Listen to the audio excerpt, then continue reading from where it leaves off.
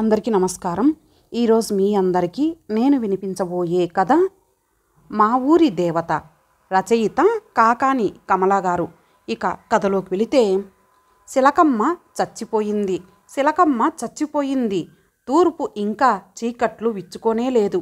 Brush మీద paste వేసుకొని పళ్ళు తోముతూ వీధి తలుపు తెరచుకొని అరుగు చివరికి వచ్చి నిలుచున్న నాకు శిలకమ్మ చచ్చిపోయింది అన్న ఆ వార్త కొన్ని వందల గొంతుకలు అరిచి చెబుతున్నట్లుగా వినిపిస్తోంది. హాహాకారంలా ఊరంతా మారుమ్రోగుతోంది ఆ వార్త. ఎవరెవరో చాలామంది ఆడవాళ్ళు, మగవాళ్ళు, పిల్లలు, పొలం పని చేసుకునే రైతులు, కూలీనాలి చేసుకునే వాళ్ళు ఒకరికొకరు చెప్పుకుంటూ శిలకమ్మ చచ్చిపోయింది అనుకొని ఒకరిని ఒకరు కూడేసుకుంటూ పిలుచుకుంటూ పరుగులాంటి నడకతో ఎటో వెళ్తున్నారు. నిద్ర మంచాల మీద నుంచి లేవని వాళ్ళని కూడా తట్టి లేపి మరీ తీసుకువెళ్తున్నారు. ఆ కేకలకి ఇళ్లల్లో నుంచి, పూరి గుడిసెల్లో నుంచి, నిట్టాడి పాకల్లోంచి ఆడవాళ్ళు, కావడి కొయ్యలతోటి మగవాళ్ళు పనులు ఆపుకొని పరుగు పరుగున రోడ్డు మీదకి వచ్చి రచ్చబండ చేరుతున్నారు. ఏందిరా అబ్బిగా, మన శిలకమ్మ చచ్చిపోనాది మావా, అర్రెర్రే ఎంత ఘోరం జరిగిపోనాదిరా, ఆ కన్న తల్లికి సావేంటిరా, భగవంతుడికి న్యాయం తెలియకపాయే, ఉండు మా ఆడోళ్ళకి చెప్పి వస్తా, ఓయ్ సీతాలు లెగు లెగు, మన శిలకమ్మ చచ్చిపోనాదంట. మరికొందరు ప్రతి గుడిసె ముందు ఆగి చూరు పట్టుకొని లోపలికి తొంగి చూస్తూ పిలుపు మీద పిలుపు వేస్తున్నారు. అంతా హడావుడి, పరుగులు. ఎవరి ముఖాల్లో చూసినా ఆవేదన, దుఃఖం. సన్నగా ఆడవాళ్ల ఏడుపులు, చిన్న పిల్లల గోల. అరుగు మీద కూర్చొని బ్రష్ చేస్తున్న నాకు అంతా అయోమయంగా ఉంది. ఈ పల్లెటూరి వాతావరణం వింతగా ఉంది. ఎవరి శిలకమ్మ? ఆవిడ ఎవరో చచ్చిపోతే వీళ్ళంతా కట్టగట్టుకొని వెళ్ళడం ఏమిటి? అదేదో ప్రళయం వచ్చినట్టు ఈ అరుపులు పరుగులు ఎందుకు? ఎవరైనా చచ్చిపోతే వాళ్ళ తాలూకు బంధువులు, స్నేహితులు, పరిచయస్తులు చూడటానికి వెళ్తారు. అంతేగాని ఊరంతా కట్టకట్టుకొని, పైగా ఒకరికొకరు ఇలా కూడగట్టుకొని వెళతారా? చూడబోతే ఈ శిలకమ్మ ఎవరో కానీ ఊరంతటికి చుట్టంలాగుంది. అసలు ఈ పల్లెటూర్ల వ్యవహారాలే ఇంత. తెల్లారి లేగానే ఓ పేపర్ చూద్దామని కానీ, రేడియో న్యూస్ విందామని కానీ ఉండదు. ఏ ఇంట్లో పురుడయిందో, ఏ అత్తాకోడలు తగాదా పడ్డారో, ఎవరింట్లో ఆస్తి పంపకాలు గొడవలు పడ్డారో, ఏ ఇంట్లో మగడు భార్యని తన్నాడో, ఏ ఆవుకి ఎలాంటి దూడ పుట్టిందో, ఇది వ్యవహారం. చిరాగ్గా నిట్టూర్చి ఆపుకున్నాను. నేను ఈ ఊరికి వచ్చి సరిగ్గా వారం రోజులయ్యింది. ఇంకా పూర్తిగా ఊరి ముఖం చూడలేదు. కొత్తగా ట్రాన్స్ఫర్ మీద ఈ సమితికి గ్రామ సేవికగా వచ్చాను. ఆడపిల్లనని జాలిపడి సమితి ప్రెసిడెంటు ఈ ఇల్లు అద్దెకు చూపించాడు. వచ్చిన దగ్గర నుంచి ఇల్లు శుభ్రం చేసుకోవడం, సామాను సర్దుకోవడం, సరుకులు అమర్చుకోవడం వగైరా పనులతోనే సరిపోయింది. 2 రోజుల క్రితం ఆఫీస్కు వెళ్ళి జాయినింగ్ రిపోర్ట్ ఇచ్చి నా డెస్క్కి సంబంధించిన కాగితాల వర్క్ చూసుకొని కొంచెం స్థిమితపడ్డాను. బీడీబీ పిలిచి ఎప్పటి నుంచి డ్యూటీ చేద్దామనుకుంటున్నారు అని ఆగాడు. ఇవాళ ఒకరోజు కాస్త రెస్ట్ తీసుకొని రేపటి నుంచి వెళ్దామనుకుంటున్నాను అన్నాను. ఇక్కడ ప్రజలు, ముఖ్యంగా స్త్రీలు చాలా వెనుకబడినవారు. పైగా చదువు, సంస్కారం బొత్తిగా తెలియని మూర్ఖులు. ఒక రకంగా అడవి జాతులని చెప్పినా తప్పులేదు. మీరు ఎలా హ్యాండిల్ చేస్తారో అన్నాడు నా వైపు ఎగాదిగా చూస్తూ. నేను చిన్నగా నవ్వి ఊరుకున్నాను. బీడీవీ అనుభవజ్ఞుడే కానీ సమితి ఈ మధ్యనే కొత్తగా ఏర్పాటైంది. గిరిజన ప్రాంతం గ్రామీణ ప్రాంతంగా రూపుదిద్దుకొని ఇప్పుడిప్పుడే అభివృద్ధి ప్రాంతంగా ప్రభుత్వం గుర్తింపుకు వచ్చింది. బ్లాక్ వచ్చాక స్త్రీ జనోద్ధరణ కోసం అడుగుపెట్టిన మొట్టమొదటి జీఎస్ని నేనే. కాబట్టి ఇక్కడ ఏ చిన్న మహిళా సంఘం కానీ, ఇతర స్త్రీ అభివృద్ధి సేవా పథకం కానీ మొదలైనా నా పేరు చిరస్థాయిగా ఉండిపోతుంది అనుకుంటూ కాస్త గర్వంగా ఇంటికి వచ్చాను. ఆ రాత్రంతా ఇవే ఆలోచనలు. మర్నాడు చీకట్లు విడవకుండానే లేచాను. తొందరగా నా పనులు పూర్తి చేసుకొని ఊర్లోకి వెళ్ళి 10 మంది ఆడంగుల్ని కూడగట్టుకోవాలి. ముందు ఊరి పెద్దల భార్యల్ని కలవాలి.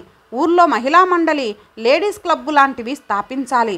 బాల్వాడి, డ్రెస్ మేకింగ్ సెంటర్ లాంటి వాటి ప్రాముఖ్యత వివరించాలి. ఆడవాళ్ళని చైతన్యవంతుల్ని చేయాలి.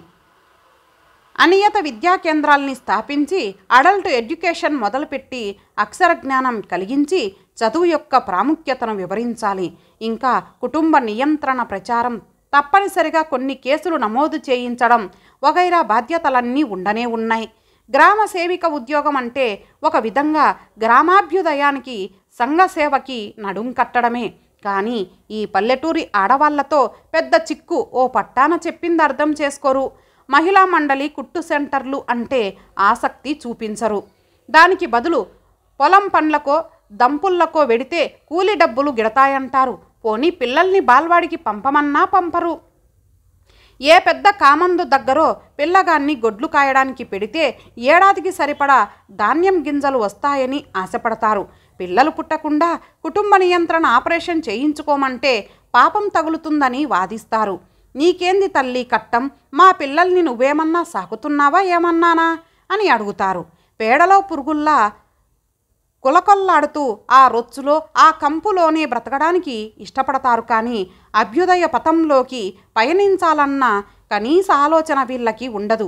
అసలు స్త్రీ జాతికి ఇలాంటి వర్గ స్త్రీలే చీడపురుగులు అనిపిస్తుంది. ఈ పల్లెటూరి గబ్బిలాయిల్ని చూస్తుంటే నాకు అలాగే అనిపిస్తుంది. ముఖ్యంగా సమాజ సేవకి అంకితమై స్త్రీ అభ్యున్నతికి నడుం కట్టుకున్న నాలాంటి వాళ్ళ విలువ వీళ్ళకి అసలు తెలియనే తెలియదు.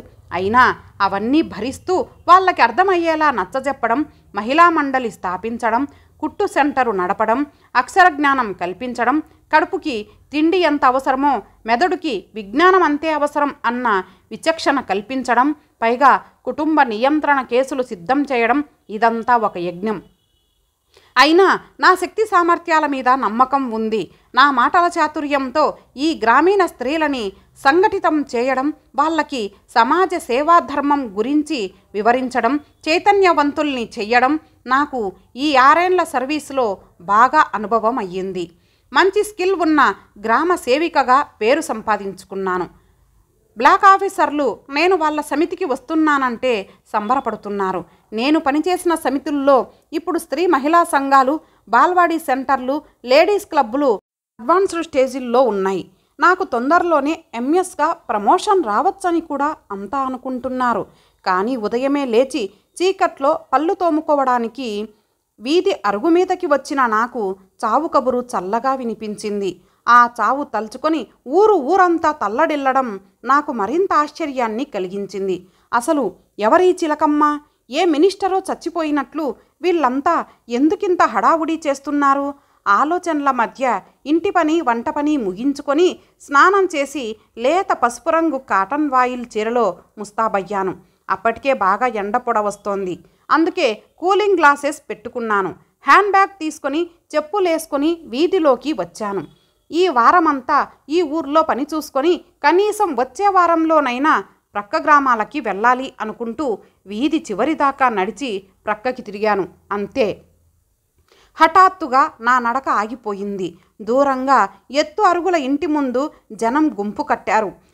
ఊరంతా అక్కడే చేరిందా అన్నట్లు పిల్లా పిచ్చుక ఆడామగా అంతా గుమికూడారు. అది చాలదన్నట్లు గ్రామ పెద్ద తలకాయలు కూడా ఆ అరుగు మీద సమావేశమై విషాదంగా ఏదో చర్చించుకోవడం నాకు విస్మయం కలిగించింది. అయితే ఎక్కడ చూసినా దుఃఖమే ధ్వనిస్తోంది. ఎవ్వరి ముఖాల్లోనూ మచ్చుకైనా ఆనందపు ఛాయలు లేవు. చాలామంది ఆడవాళ్ళు ఎర్రబడ్డ కళ్ళని పైట చెంగులతో తుడుచుకుంటూ ముక్కులు ఎగబీల్చుకుంటూ నాకు సందు చివరే ఎదురొచ్చారు. ఎవరి వైపు చూసినా ఏడ్చినట్లు కన్నీటి చెరువుల్లా కనిపిస్తున్నాయి ముఖాలు. చీకట్లు విడవకుండా కూలీనాలికి పోయే ఆ జనం లేస్తూనే చద్ది కంచాలు ముందు పెట్టుకునే ముసలి ముతక ఆ రోజు మాత్రం అసలు ఆ విషయాలే పట్టనట్టు ఏ పని చేతకాని వాళ్ళల్లా కాళ్ళు చేతులు చచ్చుబడినట్లు ఉండిపోవడం నాకు మరింత ఆశ్చర్యం కలిగించింది. ఆ చిలకమ్మ ఎవరో కానీ దీనికంతటికీ ఆవిడ చచ్చిపోవడమే. కానీ ఇంతకీ అసలు ఆ చిలకమ్మ ఎవరో నాకు ఇంకా అంతుబట్టలేదు. అంత అయోమయంగా ఉంది. అందుకే ఏడుపు ముఖాలతో నాకు ఎదురొచ్చిన ఆడంగుల్ని చెయ్యి పట్టుకొని ఆపి ఏమిటి, ఏమయ్యింది అన్నాను. కళ్ళజోడు, భుజాన బ్యాగుతో పట్నం దొరసానిలా టిప్ టాప్గా ఉన్న నా వైపు ఒకసారి ఎగాదిగా చూసి బెదిరినట్లు ఒక అడుగు వెనక్కి వేసి చిలకమ్మ చచ్చిపోయింది అన్నారు ముక్తకంఠంగా. ఆ మాటలు చెప్తున్నప్పుడు వాళ్ళ కంఠంలో దుఃఖం పొంగి పొర్లింది. ఎవరా చిలకమ్మ? ఆవిడ చచ్చిపోతే మీరంతా ఎందుకేడుస్తున్నారు? ఊరంతా కదిలిపోతుందేమిటి? నాకు అర్థం కాలేదు. కళ్ళు ముడిచి ఆవిడ అటే ఆ చిలకమ్మ బాగా ధనవంతురాలా అన్నాను. ఎంతైనా డబ్బుకి లోకం దాసోహం కదా అనుకుంటూ.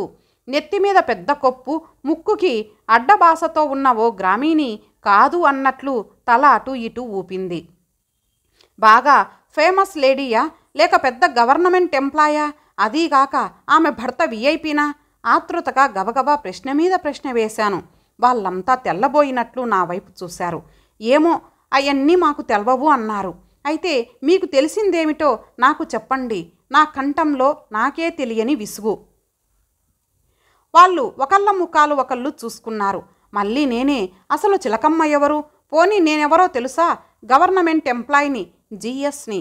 మీ ఊరిని బాగు చేయడం కోసం, మీ ఊరి ఆడవాళ్ళని ఉద్ధరించడం కోసం వచ్చాను. మీకు సేవ చేయాలని, విద్య వివేకం లేని మిమ్మల్ని విజ్ఞానవంతుల్ని చేయాలని నా ఆశయం. కానీ మీరెవ్వరూ నన్ను పట్టించుకోవడం లేదు. నన్ను చూసి కూడా తప్పించుకుపోతున్నారు. నేను పిలిచినా పలకడం లేదు. ఎవరో చిలకమ్మ చచ్చిపోయిందని పరిగెత్తుతున్నారు. అసలు ఎవరావిడ? ఆవిడ గురించి నాకు వివరంగా చెప్పండి. వాళ్ళని చెయ్యి పట్టుకొని ఆపి గద్దించినట్లు అడిగాను. స్టైల్గా మంచి డ్రెస్తో ఉన్న నన్ను చూడగానే వాళ్ళకి ఏదో అర్థమయ్యింది. గవర్నమెంట్ ఉద్యోగస్తులన్నా పోలీసులన్నా వాళ్ళకి భయం. అందుకే కాస్త జంకినట్లు నోళ్ళు విప్పారు. వాళ్ళు చెప్పిన మాటల సారాంశం ఇది. చిలకమ్మ ధనవంతురాలు కాదు, గుర్తింపు ఉన్న ప్రభుత్వాధికారి అసలే కాదు. ఆమె భర్త విఐపి అంతకన్నా కాదు. అసలు ఆమెకి ఉండడానికి ఇల్లు, తినడానికి తిండి కూడా లేవు. అనాథ. చాలా సంవత్సరాల క్రితం ఆ ఊరి పెంటకుప్ప మీద ఒకరోజు తెల్లవారుజామున కేరు కేరుమని పసిబిడ్డ ఏడుపు వినిపించింది. ఊరి జనమంతా పోగై ఆ బిడ్డ పెంట మీద నుంచి యువతలికి తీశారు. ఎవరు కన్నారో, ఎందుకు పారేశారో. పట్నం పోలీసుల్ని పిలుద్దాం అన్నారు ఎవరో గుంపులోంచి. ఇంతదానికి పోలీసులెందుకురా? ఇంత ఊర్లో ఆ పసిది బతకలేదా? ఎర్రగా సిలకలా ఎంత ముద్దుగుండాదో చూడండి. రాయి లాంటి ఆడదెవరో గొడ్డులా కని దీన్ని పెంట మీద పారేస్తే పారేయనివ్వండి. కానీ మనం రాళ్ళం కాదు కదా. ఏడనుంచో ఎగిరి మనూరికొచ్చిన సిలక ఇది అన్నాడు ఊరి పెద్ద. అంతే. ఊరంతా తల్లి అయి రామశిలక అంటూ ఆ బిడ్డను పెంచింది. ఆ బిడ్డ అలా పెరిగి పెద్దదయ్యింది. ఆ అనాదే ఈ చిలకమ్మ. అలాగా, పెళ్ళయిందా అన్నాను విస్తుపోతూ. లేదు, చిలక్కి 16 ఏండ్లొచ్చాయి. పంతులు గారు ఏదన్నా చిన్న సంబంధం చూసి పెళ్లి చేద్దాం అన్నారు. అంతా సరే అనుకున్నాం. కానీ అంటూ ఆగిపోయి కాస్త అనుమానంతో పక్కకి చూసింది నెత్తిన కొప్పు పెట్టుకున్న స్త్రీ. ఏమయ్యింది? రెట్టించాను నా గొంతులో నాకే తెలియని ఉత్సుకత. ఆ గుంపులోంచి ఇంకో స్త్రీ నోరు విప్పింది. ఏమవటానికైనా ఏముందిలే దొరసాని. చిలకమ్మ పేరుకి తగినట్లే అందంగా ఉండేది. 16 ఏండ్ల పంచదార చిలక. ఊర్లో ఏ ఎదవ కన్ను పడిందో ఓ రేత్రి ఆ పిల్లదాన్ని కలంకం చేసినాడు. అంతే, దాని పెళ్లి ఊసు ఆగిపోయింది. నేను వ్యంగ్యంగా చూశాను. అయితే అలాంటి చిలక చచ్చిపోతేనా మీరంతా ఇలా గగ్గోలు పడి ఏడుస్తున్నది, పండ్లు మానుకొని పరిగెత్తుతున్నది, కాలం స్తంభించిపోయినట్లు ఆ చిలకమ్మ శవం చుట్టూ చేరి భజన చేస్తున్నది? ఆ గ్రామీణ స్త్రీలకి కొంచెం సేపు నా మాటలకి అర్థం బోధపడలేదు. కానీ నేను ఏదో కాని మాట అన్నానని మాత్రం గ్రహించుకున్నట్లున్నారు. అందుకే కాస్త కోపంగా చెయ్యి కదిలిస్తూ అన్నారు. ఆ చిలకమ్మ మడిసి ఎలాంటిదైనా మనసు శానా మంచిది దొరసాని. మా ఊరి బిడ్డ, మా అందరికీ తల్లో నాలుక. నలుగురు కూడే రాదారి మూసుకుపోతే రాకపోకలు జరుగుతాయా? జరగవు. మా చిలకమ్మ లేకపోతే మా ఊరి గతి అంతే. అవును దొరసాని, రెక్కలు ఇరుసుకొని చాకిరీ చేస్తుంది. ఎవరింట్లో పెండ్లి పేరంటమైన 3 పని చిలకమ్మదే. దంపుళ్ళు, ఊరగాయలు, వడియాలు ఎండబెట్టుడు, పిండి వంటలు, ఇండ్లు అలంకరించడం, అతిథి మర్యాదలు, చిన్న పెద్ద అన్ని పనులు చిలకమ్మవే. ఎవరింట్లోనైనా చావు డప్పు మోగినా ముందు వెళ్ళి వాళ్ళని ఆదుకునేది, శ్మశానం దాకా సాగనంపేది, ఇళ్ళలికి దీపం పెట్టేది, దినాలెళ్ళేదాకా ఎట్టి చాకిరీ చేసేటిది చిలకమ్మే. మా అందరికీ సంసారాలు పిల్లామేక. కానీ చిలకమ్మకేముంది? ఊరంతా ఆమె ఇల్లే కదా. అంతేకాదు తల్లి, మేమంతా కూలీనాలికెళ్ళినా మా చంటి పిల్లల్ని కంటికి రెప్పలా చూసుకొని ఆలనా పాలనా కనిపెట్టేది. మా ఇండ్లల్లో ముక్కి మూలిగే ముసలి మొత్తక అతి గతి కనుక్కునేది మా చిలకమ్మే. ఊర్లో అమ్మ తల్లికి కోపం వచ్చి అంటువ్యాధులు సోకినా, కలరా మసూచి మడుసుల్ని మార్చేసిన సావు భయం లేకుండా అందరికీ ఒళ్ళు కడిగి మందు మాకు రాసి ఇల్లు కడిగి సేవలు చేసేది. ఆళ్ళ కక్కులు ఉమ్ములు ఎత్తేది మా శిలకమ్మే. ఆఖరికి అమ్మోరికి జాతర వస్తే సంబరాలకి ముందుండి జరిపించేది మా శిలకమ్మే. అత్తాకోడళ్ళ మధ్య తగాదాలు వచ్చినా, భార్యాభర్తల మధ్య గొడవలు వచ్చినా వాటిని చిటికెలో సక్కదిద్ది అందర్నీ కూడేసి నవ్వించేది ఆ బంగారు తల్లే. అదేమి చిత్రమో! ఎలాంటి మగాడు శిలకమ్మ చెబితే బుద్ధిగా వినాల్సిందే. ఏం మంతరం వేసేదో, ఏం తంతరం చేసేదో శిలకమ్మ చెడిపోయిందని, పతిత అని తన అందచందాలతో మగాళ్ళని ఆకట్టుకొని చెప్పినట్టు ఇనేలా చేస్తుందని అన్నవాళ్ళు కూడా లేకపోలేదు. కానీ అదేమని ఎదుటపడి నిలదీసిన వాళ్ళు లేరు. ఎందుకంటే దొరసాని శిలకమ్మ ఏ పని చేసినా 10 కుటుంబాలు సల్లగా నిలబెట్టిందే కానీ కూలగొట్టలేదు. ఈ ఊరి వాళ్ళు పాడుబుద్ధితో ఆమె అందాన్ని కొల్లగొట్టి ఆమె బతుకు పాడు చేసినా శిలకమ్మ ఈ ఊరికంతటికి సేవ చేసేసింది. ఈ ఊరి బాగు కోసం, కట్టుబాటు కోసం నడుం గట్టుకొని ఇల్లిల్లు తిరిగింది. ఈ ఊరికి సాకిరీ చేసి ఆమె కాళ్ళు చేతులు అరిగిపోయినాయి. సొంత తల్లి తండ్రి చచ్చిపోయినా బెంగటిల్లుతారో లేదో కానీ రేపట్నుంచి శిలకమ్మ కోసం మా పిల్ల మేక బెంగటిల్లుతాయి. అట్లాంటి మా ఊరి దేవత చచ్చిపోతే ఏడవకుండా ఎట్టా ఉండమంటావు తల్లి? రేపటి సంధి మేం కూలీ నాలిగి పోతే మా సంటి వెంట పిల్లగాళ్ళని కనిపెట్టుకొని చూసుకునేదెవరు? దగ్గుతూ మూలుగుతూ మంచంలోని ముసలోళ్ళకి సేవలు చేసేటిది ఎవరు? మా కొంపలు కూల్చకుండా మా తగాదాలు తీర్చి మా సంసారాలు నిలబెట్టేదెవరు? పిడికెడు మెతుకులు పాత కోక కోసం ఒళ్ళరిగిపోయేలా మాకీ సేవలు చేసేటిది ఎవరు? మా ఊరంతా ఆ తల్లికి రుణపడిపోయినాది. అందుకే కనీసం ఇలా ఏడిసైనా రుణం తీర్చుకోవద్దంటావా? చెప్పు తల్లి. అనాథగా మా ఊరికి వచ్చి మమ్మల్ని అనాథల్ని చేసింది శిలకమ్మ. చెప్తూనే ఆ గ్రామీణ స్త్రీ గొల్లుమంది. తక్కిన గుంపులో వాళ్ళంతా కూడా వలవలా కన్నీరు కారుస్తూ కళ్ళు తుడుచుకున్నారు. చిలకమ్మ చిలకమ్మ. చిన్న పెద్ద పిల్ల మేక ఆడామగ ముసలి మొతక ఎవరి నోట విన్నా ఇదే పేరు. నా తల గిర్రున తిరగబడింది. నా కాళ్ళ కింద భూమి కదిలిపోతోంది. గ్రామ సేవికగా 6 సంవత్సరాల పైగా అనుభవం ఉంది. నా చేతుల మీదుగా ఎన్నో మహిళా మండల్స్ని, బాల్వాడీ సెంటర్స్ని స్థాపించాను. అడల్ట్ ఎడ్యుకేషన్ పేరుతో పెడకలు చరిచే వాళ్లకు కూడా అంతో ఇంతో అక్షరజ్ఞానం కలిగించాను.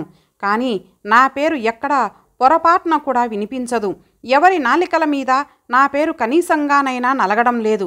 నా గురించి నేను ఫలానా అని చెప్పుకుంటేనే కానీ గుర్తింపు లేని గతిలో ఉన్నాను. కానీ ఒక అనాథ, పతిత అని ముద్రపడిన స్త్రీ పేరు ఊరంతా మారుమ్రోగుతోంది. ఆమె మరణానికి ఊరంతా తల్లడిల్లుతోంది. చిలకమ్మ ఊరి వాళ్ళందరికీ అది ఒక సేవ అనుకోకుండా నిస్వార్థంగా చాకరీ చేసింది. ఎదుటి మనిషిని పరాయి మనిషి అనుకున్నప్పుడే సేవ, త్యాగం అన్న ఆలోచనలు వస్తాయి. పేరు కోసం, గుర్తింపు కోసం తాపత్రయం కలుగుతుంది. కానీ చిలకమ్మ అందరూ తన వాళ్ళే అనుకుంది. ఆడ మగ, పేద ధనిక అన్న తేడా లేకుండా వాళ్ళకి తన శక్తి మేర చేయూతనిచ్చింది. మరి అలాంటి చిలకమ్మ చచ్చిపోయింది. నాకు తెలియకుండానే నా గుండె కలుక్కుమంది.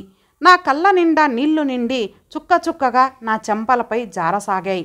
గ్రామ రచ్చ సావడి ముందు దడికట్టిన జనాన్ని తోసుకుంటూ ముందుకు వెళ్ళి తొంగి చూశాను.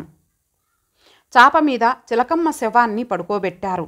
బంతి, చామంతి, గన్నేరు, పారిజాతం, మందార, పున్నాగలు, మరెన్నో పూలు రాసులుగా శవాన్ని కప్పేశాయి. అంతా గిరిజనులు. కొండ కోణలు తిరిగి పిల్లలు బుట్టలతో ఏరుకొచ్చిన పూలన్నీ శవం మీద చల్లారు. నుదుట పెద్ద కుంకుమ బొట్టు పెట్టి చెంపలకి పసుపు రాసి శవాన్ని అలంకరిస్తున్నారు ముత్తైదువలు.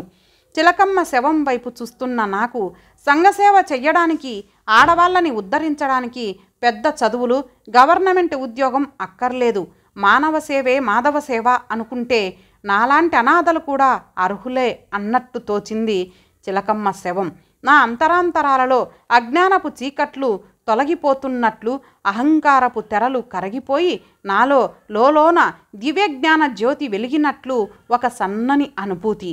నా కళ్ళ నుంచి ధారలుగా జారిపోతున్న కన్నీటిని తుడుచుకుంటూ తల ఎత్తిన నాకు ఎదురుగా రచ్చసావిట్లో గోడకి వ్రేలాడుతున్న గాంధీ తాత పటం బోసినోరు తెరిచి నవ్వుతూ కనిపించింది. రఘుపతి రాఘవ రాజారాం, పతిత పావన సీతారాం అంటూ పాడుతూ శవాన్ని ఎత్తుతున్నారు. వాళ్లతో కలిసి గొంతు కలుపుతూ నేను శవం వెనుక ఊరేగింపులో కలిశాను. ఇంతటితో ఈ కథ సమాప్తం. మరలా మరొక మంచి కథతో కలుద్దాం. అంతవరకు సెలవు. నమస్తే.